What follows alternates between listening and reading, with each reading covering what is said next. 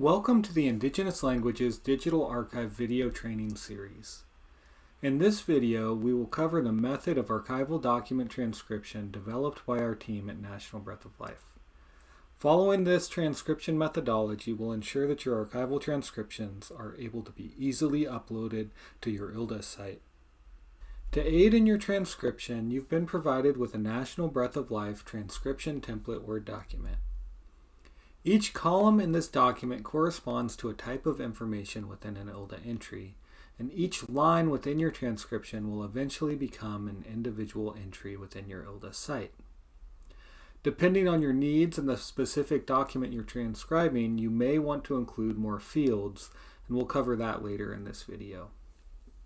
The first step after having your template open is to navigate to the File menu and click Save As to save your new Word doc with the name of the archival material you'll be transcribing. Next, we'll look at the archival document itself. Here, we're viewing a document from the National Anthropological Archive that's in a PDF format. When dealing with documents that have dense language data, we've found that it can be useful to orient ILDA users if we add line numbers to the page.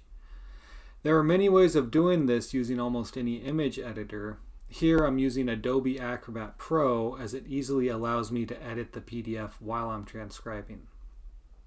Of course, you can come back to this later with any free image editor or omit line numbering altogether if it isn't useful to your process. To add line numbers in Adobe Acrobat Pro, first click the Tools menu at the top, then select the Edit PDF option from the Tools page. Next, select Add Text, and then define your font size and color before adding line numbers to the page. We recommend numbering every 5 lines. That seems to let users orient themselves quickly to the page. Now we can start the transcription process itself. This is where you would benefit from using 2 monitors or a single big one, as you'll want to have both your archival document and transcription Word document open. The transcription itself is pretty straightforward. The page column holds the page number of the page you're currently transcribing. You can see that highlighted both in the archival page and the transcription.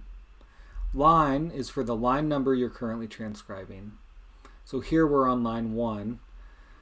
And there's a couple ways of doing line numbering. The method we're showing here is to only count lines with Indian language on them as lines so that we don't have any blank lines in the transcription.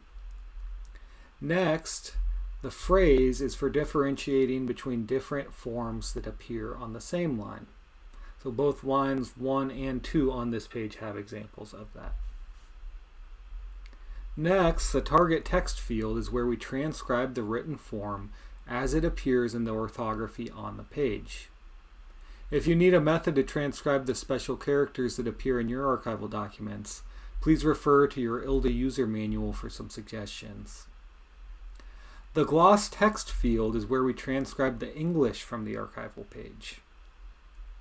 Finally, the 2 comments fields that are just off screen to the right are where you can record the comments that appear on the page or comments you have as a transcriber.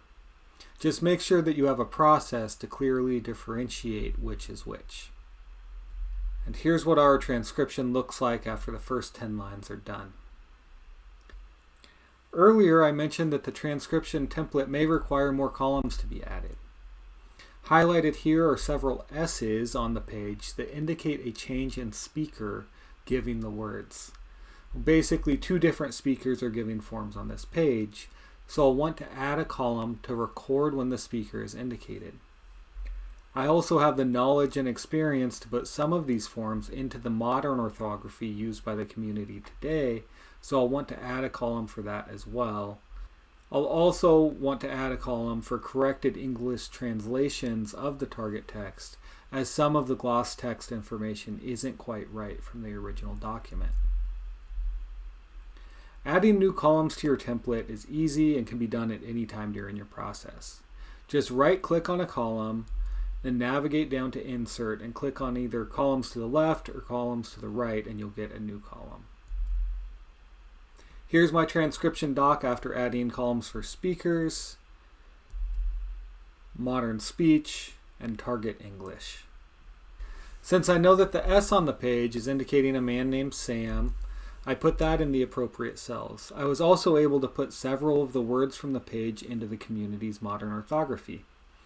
This isn't necessary to do at this point by any means, but it will save you some time versus doing it later within ILDA. As you can see, I've only put some forms into modern speech. This is because I'm only doing it for forms that I'm very confident in. Under target English, you can see that I've corrected a couple of gloss text fields as well, where they weren't quite right or were incomplete. So that's the basics of transcription, and now that you've got that down, it's time to start work on your own archival documents. Transcription is the bulk of the work needed to create a useful archive of your language. Good luck with your process, and thanks for watching.